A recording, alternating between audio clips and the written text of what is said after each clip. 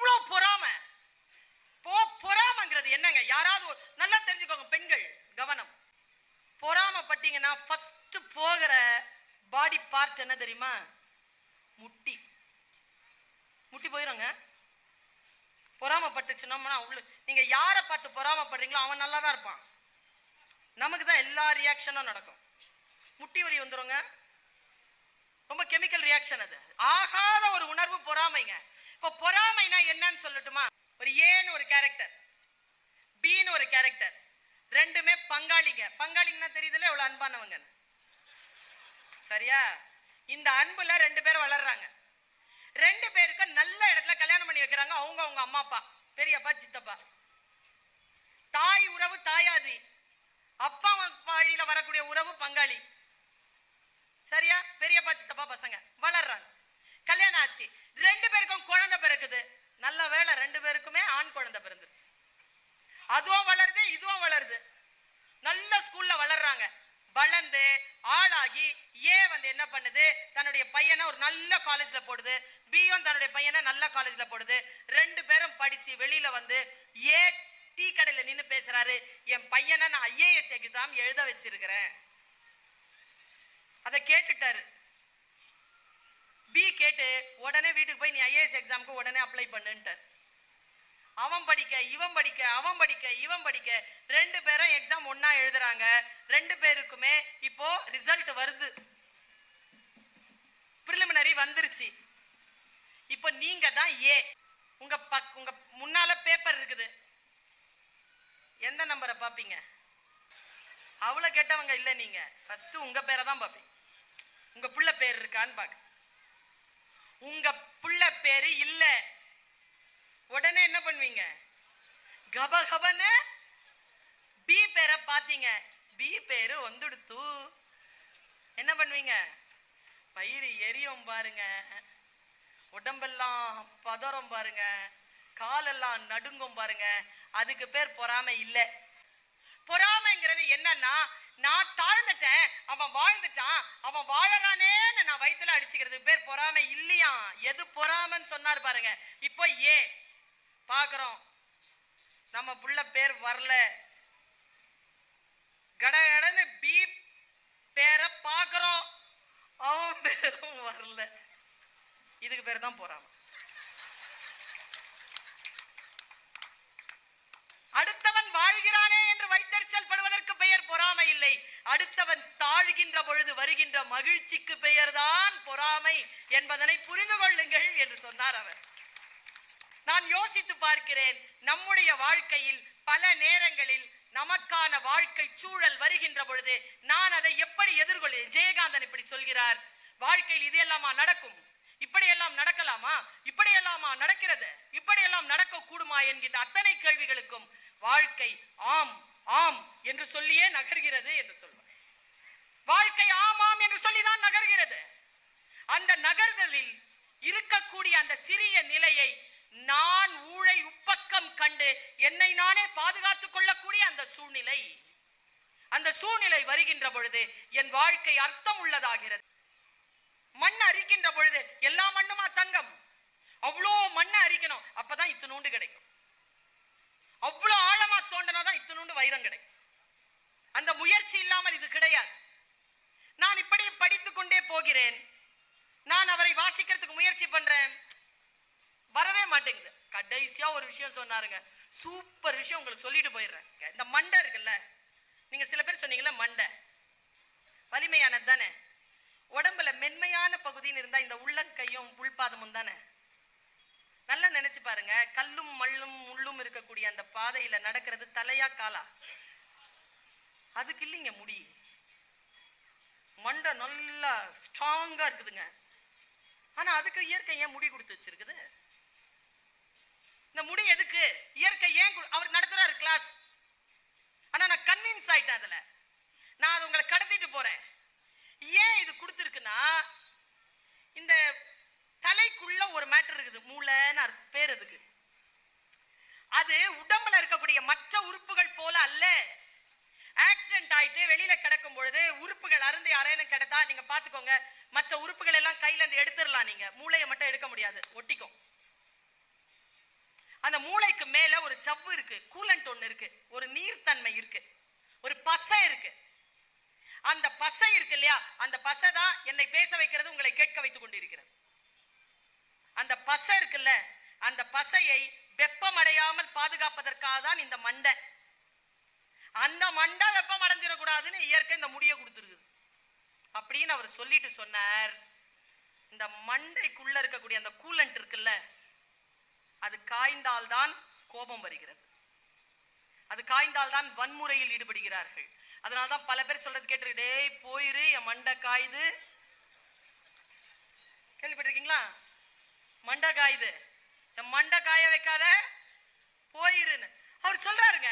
அந்த கூலண்ட்டை ஒருபோதும் காயாமல் நாம் பாதுகாத்துக் கொள்ள வேண்டும் என்றால் நம்முடைய தன்னுணர்வில் நாம் இருக்க வேண்டும். அந்த தன்னுணர்வில் நாம் இருப்பதற்கு, அந்த பேலன்ஸா இருக்கிறதுக்கான முயற்சிகள் தாங்க இத்தனை ஆட்டமும். என்னை நான் மற்றவர்களுக்கு பாதுகாப்பு இன்மையான ஒரு ஆயுதமாக மாறாமல் இருப்பதற்கான வழிமுறை தான். ஒருத்தர் சொன்னா யோகா செஞ்சா நான் நல்லா சந்தோஷமா இருப்பேன். நான் குரு சொன்னார், நீ யோகா செஞ்சா உன்னை சுத்தி இருக்கிறவங்க சந்தோஷமா இருப்பேன். அதான நோக்கமே, சைலண்ட் ஆக்குறது தானே நோக்கமே. எல்லாம் ஒன்னும் செய்ய முடியாம சைலண்ட் ஆக்குறது தானே நோக்கம். பாருங்க, யார் இந்த உலகத்தில் தன் உணர்வு பெற்று நின்று ஜெயிக்கிறார்களோ அவர்களுடன் இந்த உலகம் நின்று அவர்களை பின்தொடர்கிறது. யார் தோற்கிறார்களோ அவர்களை பின்தொடர்வது இல்லை. ஒரு விஷயத்தை உங்களுக்கு கடத்திட்டு போறேன். இந்த உலகத்தில் நீங்கள் மறுபடியும் பெற்றுவிட முடியாத அந்த வாழ்நாளின் மணித்துளிகளை இதோ என் பேச்சுக்காக தந்து கொண்டிருக்கிறீர்கள். நான் வாழ்க்கையில் மறுபடியும் சம்பாதித்து விடாத என் வாழ்க்கையின் மணித்துளிகளை உங்களுக்காக தந்து கொண்டிருக்கிறேன். பெண்களிடத்தில் நான் மிக கவனமாக இதை சொல்கிறேன். பாருங்க, மகாபாரதத்துல ஒரு காட்சி. 5 பேர் போறாங்க, கூடவே ஒரு பொண்ணும் பௌதன் அப்படிங்கிறவன் அவங்க அப்பா பேரு, அதனால அவள் திரௌபதி. பாஞ்சால நாட்டின் அரசி, அதனால் பாஞ்சாலி. அவ இயற்பெயர் கிருஷ்ணை. கருப்பா இருப்பா, இந்த மாதிரி அழகா இருப்பா, சியாமள வண்ணம், பேரழகுங்க. இந்த கருப்பு தமிழ்நாட்டில் அவ்வளவு சீக்கிரம் கிடைக்காது, இது நல்ல சூப்பர் கருப்பு இது. அந்த வண்ணம், சியாமள வண்ணம் திரௌபதிக்கு. கருப்பழகி அவ நடந்து போறா. அப்படியே உங்க கேமராவை ஆன் பண்ணுங்க. 5 பேர் போறாங்க, பின்னால திரௌபதி போறா. திடீர்னு திரௌபதிக்கு விக்குது. இந்த 5 பேர்ல நகுலன் இருக்கார்ல, அவர் கொஞ்சம் உணர்ச்சி வசப்படுற, திரௌபதிக்கு தண்ணீர் வேண்டும், இதோ வருகிறேன், ஓடிட்டான். 5 பேரும் இப்ப நிக்கிறாங்க, ஒருத்தன் இல்ல, வெயிட் பண்ணிட்டே இருக்கிறாங்க. 10 நிமிஷம் ஆச்சு, ஆளை காணோம். சகாதேவன் சொன்னான், ஞானி நான் போய் பார்த்துட்டு வரேன். அவன் போனான், 10 நிமிஷம் ஆச்சு, அவனையும் காணோம். அடுத்து அர்ஜுனன் கிளம்புறான். அண்ணா, மாற்றானுக்கு பிறந்தவர்கள் என்பதனால் அவர்களை கானகத்தில் தவறவிட்டோம் அப்படிங்கிற பழி வர வேண்டாம், நான் போய் கூட்டிட்டு வரேன். அவன் போறான், அவனையும் காணோம். 10 நிமிஷம் ஆச்சு. இப்ப அடுத்த டர்ன் யாருது? பீமன். பீமன் தர்மனை பாக்குறான். திரௌபதியை பத்திரமா பாத்துக்க, நான் போய் கூட்டு வரேன். அவன் போனா 5 நிமிஷம் ஆச்சு, அவனையும் காணோம். இப்ப நிக்கிறாங்க 2 பேர் தனியா. அப்போ திரௌபதி டயலாக், தர்மரே நீங்கள் உட்காருங்கள், நான் போய் இந்த 4 பேரையும் தேடி கண்டுபிடித்து வருகிறேன். உடனே தர்மர் சொன்னாரு, உன்னால்தான் பிரச்சனைய. இப்ப நீ போயிட்டு நீ வரலன்னா இப்ப பீம வந்து கேட்டானா நான் என்ன பதில் சொல்றேன்? மரியாதையா நீ இங்க இரு, நான் போய் வரேன். இப்போ தர்மன் போறான். இப்ப கேமரா இங்க தானே இருந்துச்சு, கேமரா இப்ப தர்மனோட போகுது. தர்மன் போய் 3 நிமிஷத்துல ஒரு குளம், அது தண்ணீரால் நிறைந்திருக்கு.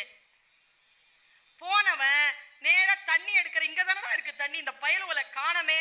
இப்ப சுத்தி பார்க்கும் போது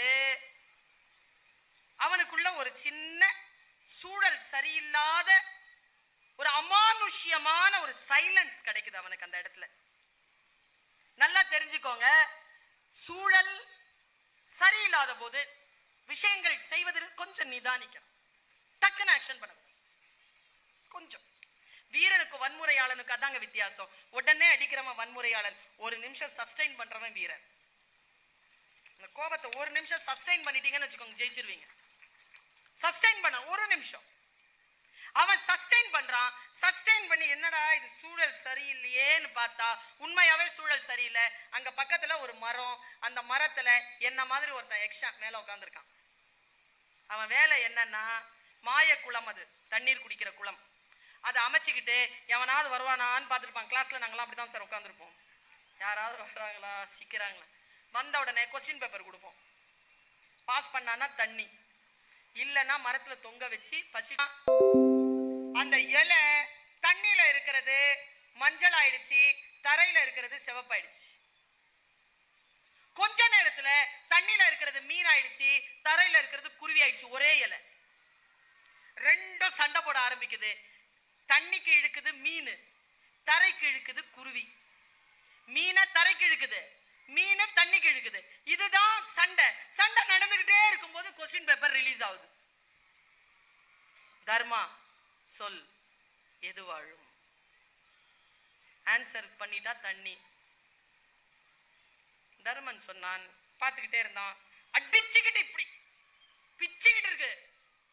எதிர ரெண்டுமே சமமா சண்டை போடுது. எது வாழும்? அரசியல் கட்சிகளில் இருந்து பல பேர் வந்திருக்கிறீர்கள், பல அரசியல் கட்சிகளில் இருந்து வந்திருக்கிறீர்கள். எது வாழும்? தர்மன் சொன்ன பதில், தக்கது வாழும், தகாதது வீழும். எது தகுதியானதோ அது வாழும், எது தகுதி இல்லையோ அது வீழும். நான் இதை ஏன் சொல்லுகிறேன்? நான் மீனா குருவியா என்று எனக்கு தெரியும், நீங்கள் மீனா குருவியா என்று எனக்கு தெரியாது. ஒருவேளை நீங்கள் குருவியாக இருந்தால் உங்களுடைய அடுத்த பகுதியான பலவீனமான அந்த நீங்கள் குருவியாக இருந்தால் அடுத்த பகுதியான பலவீனமாக இருக்கக்கூடிய அந்த மீனை இழுத்து கொண்டு வானத்துக்கு போயிடுங்க. இல்ல நீங்க மீன் தான் தெரிஞ்சிருச்சுன்னா குருவியை இழுத்துக்கிட்டு தண்ணிக்கு போயிருங்க. எது எதனிடம் தோற்குமோ ஜெயித்தது தோற்றதை உணவாக்கி கொள்ளும். அதுதான் வரலாறு. அதுதான் தக்கதாக நாம் வளர வேண்டும் என்றால் சூழலை, சவால்களை எதிர்கொள்ள வேண்டும். புத்தியுடனும் நிதானத்துடனும் அதை எதிர்கொள்ளுகின்ற பொழுது எங்க வாழ்க்கையில நஷ்டம் வரலாங்க. பர்வீன் சுல்தான் நான் சொல்றேங்க, நஷ்டம் வரலாங்க, தோக்க கூடாதுங்க. நஷ்டம் வரலாம். நஷ்டம் நான் எதிர்பார்த்து வருவதல்ல, அது விபத்து. ஆனால் தோல்வி என்பதில் ஏதோ ஒரு வகையில் என்னுடைய உடன்பாடு அதற்குள் இருக்கிறது.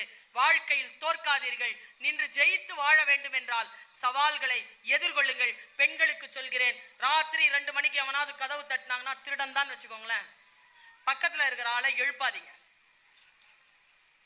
எழும்பி அவர் போய் கதவை திறந்தா முதல் அடி அவருக்கு, 2வது அடி நமக்கு. நாமளே போய் திறந்தா முதல் அடி நமக்கு. எப்படியோ அடியிலிருந்து தப்ப முடியாத பொழுது போய் எதிர்கொள்ளுங்கள், விஷயங்களை எதிர்கொள்ளுங்கள். பொதுகளத்திற்கு வருகின்ற பொழுது ஆண்கள் பெண்களை அழைத்து வாருங்கள். பெண்கள் வர வேண்டும் என்று முடிவு செய்துவிட்டால் தனியாக புறப்பட்டு வாருங்கள். வாய்ப்புக்கு மகிழ்ச்சி.